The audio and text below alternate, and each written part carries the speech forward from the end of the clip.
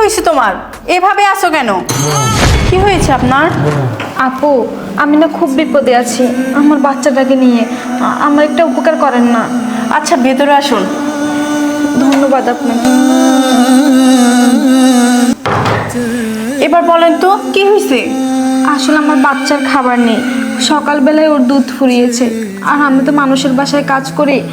আজকে আমার শরীরটাও খুব খারাপ লাগছিল, তার জন্য কাজে যায়নি। আমার বাচ্চাটা সকাল থেকে খুব কান্নাকাটি করছে, ক্ষুধা পেয়েছে হয়তো। আমাকে কিছু টাকা দেন না, আমি কথা দিচ্ছি আপনার বাসায় যা যা কাজ করা লাগে সব আমি করে দিব।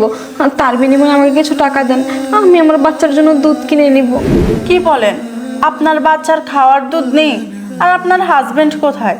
উনি কি কাজ কাম করে না? আপু, সে কথা কি আর বলবো। আমার সন্তান যখন আমার গর্ভে ছিল তখনই আমার স্বামী আমাকে ছেড়ে চলে গিয়েছে। কি বলো?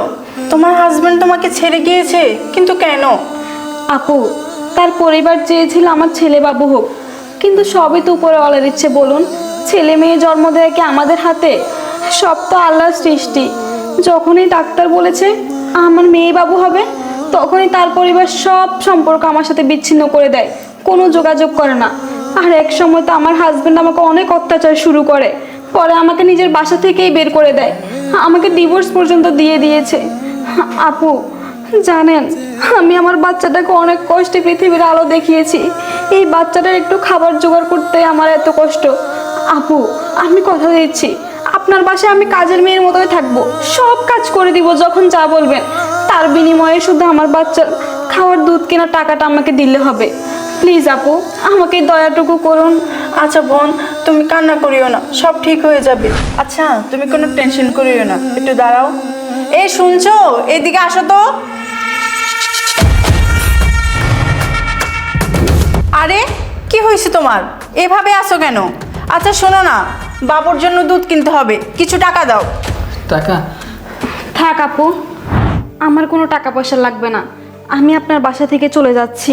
আরে তুমি তো একটু আগেই বললা তোমার টাকা লাগবে, বাচ্চাকে দুধ খাওয়াবা, আর এখন বলতেছো টাকা লাগবে না, তুমি চলে যাবা। এসবের মানে কি? হ্যাঁ আপু, আমি টাকা চেয়েছিলাম বাচ্চাকে দুধ খাওয়ানোর জন্য, কিন্তু এখন আমার টাকা লাগবে না। কারণ আমি চাই না যে মানুষটা আমাকে আমার গর্ভে সন্তান থাকা অবস্থায় ফেলে রেখে চলে আসছে সেই মানুষের কাছ থেকে কোনো টাকা নিতে। মানে কি বলতে চাচ্ছ তুমি? মানে শুনেন তাহলে। এই নে ডক্টরের রিপোর্ট। ডাক্তারের রিপোর্ট? রিপোর্টে কি দেয়া আছে? আমাদের কি বাবু হবে? কি বাবু আবার হবে? মেয়ে বাবু হবে। যেটা চাইনি সেটাই হয়েছে। তুমি এভাবে কেন বলছো?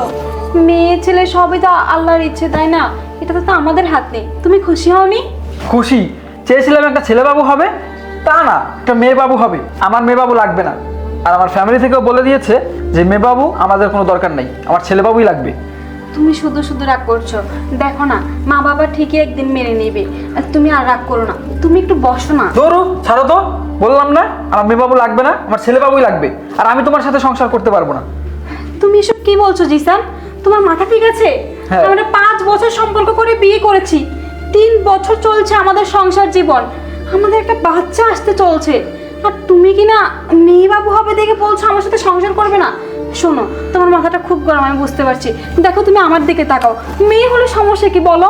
মেয়ে তো আমাদেরই, তাই না? আমাদের না, এটা আমার না, এটা তোর বাচ্চা। আমার বাচ্চা হলে ছেলেই হতো। তুই আমার সাথে কোনো কথা বলবি না, আর আমি তোর সাথে সংসার করতে চাই না। আমি তোকে ডিভোর্স দিব, তুই আমার বাসা থেকে চলে যা। না না, তুমি এমনটা করো না প্লিজ। আমি এই মুহূর্তে বের হয়ে কোথায় যাব বলো? এই অবস্থায় আমার অনেক বিপদও তো হতে পারে। তুমি এমন করো না প্লিজ, আমি তোমার 2টা পায়ে ধরছি, প্রয়োজনে তোমার পায়ের নিচে আমাকে ঠাঁই দিও। দেখ, আমি তোর কোনো কথাই শুনতে চাই না। আমি যেটা বলেছি এটাই ফাইনাল। জিসান, জিসান শোনো। জিসান, এই মেয়েটা কি বলছে? এগুলা কি সত্যি? আসলে না, মানে উনি আর কি বলবে? ওনার কি বলার মতো কোনো মুখ আছে? এই কথাগুলো যদি মিথ্যে হতো তাহলে উনি অনেক আগেই আপনাকে অনেক কিছু বলতে পারতো। এই সব কিছু সত্যি। জানেন আপু, আমার সন্তান যখন আমার গর্ভে ছিল তখন এই মানুষটা আমাকে অনেক ঠকিয়েছে, দিনের পর দিন আমার উপর অনেক অত্যাচার করেছে। আমি সব কিছু মুখ বুজে সহ্য করেছি, শুধুমাত্র আমার সন্তানকে পৃথিবীর আলো দেখানোর আশায়। অথচ সে কি করলো? একসময় আমাকে বাসা থেকেই বের করে দিল। একটা বার চিন্তা করলো না আমি কোথায় যাব, এই অবস্থায় কি করব, কি করে আমি বাঁচবো, একটা বারের জন্য চিন্তা করেনি। কারণ সে তখন স্বার্থপর হয়ে গিয়েছিল, আমার কথা একবারের জন্য ভাবেনি। আচ্ছা তুমি একটা কথা বলো তো, তুমি তো আমাকে ভালোবেসে বিয়ে করেছিলে, তাহলে আজকে কেন আমার এই পরিণতি? জানো, তুমি যখন সেদিন আমাকে ছেড়ে চলে গিয়েছিলে, আমি আমার বাবার বাড়িতেও গিয়েছিলাম, কিন্তু তারাও সেদিন তাদের মেয়ে হিসেবে আমাকে স্বীকৃতি দেয়নি। তার একমাত্র কারণ তুমি। সবার বিরুদ্ধে গিয়ে ভালোবেসে তোমাকে বিয়ে করেছিলাম, আর শেষমেশ তুমিও কিনা আমার মাথার উপর ছাপটুকু কেড়ে নিলে। জানো, আমি অনেকবার ভেবেছি নিজেকে শেষ করে দিব। যতবার এই কথা ভেবেছি ততবারই মনে হয়েছে আমার গর্ভে আমার সন্তান, সে তো পৃথিবীর আলোই দেখেনি, কিভাবে তাকে এত কষ্ট দিই। তুমি কি জানো একটা মেয়ে সন্তান জন্ম দিতে কতটা কষ্ট সহ্য করতে হয়? তার চেয়ে বেশি কষ্ট সহ্য করতে হয়েছে যখন এখানে এসে দেখেছি তুমি অন্য একটা মেয়েকে নিয়ে সংসার করছো। না না, আমি আর কিছুতেই এখানে থাকবো না, আর এক মুহূর্ত না, অনেক হয়েছে। দাঁড়াও, দেখো তুমি আমার কথাটা একটু শোনো, আমার বাচ্চাটাকে একটু আমার কোলে দাও। একদম চুপ করো, তুমি আমার সন্তানকে ছোবে না তোমার ওই নোংরা হাত দিয়ে। তুমি আমার সন্তান, তোমার পরিচয় বড় হবে না। আমি আমার সন্তানকে আমার পরিচয় বড় করব। আমার সন্তানের বাবা নেই, আমার সন্তানের বাবা মারা গেছে। দেখো তুমি আমার কথাটা একটু শোনো, দাঁড়াও শোনো আমার কথাটা একটু। ছি, আমার ভাবতে অবাক লাগছে যে আমি তোমার মতো মানুষের সাথে সংসার করেছি। আমি আর তোমার সাথে এক মুহূর্তও থাকবো না। চলে যাও তুমি আমার বাসা থেকে। দেখো আমার ভুল হয়ে গেছে। চুপ করো, আমি আর তোমার কোনো কথা শুনতে চাই না। চলে যাও আমার বাসা থেকে।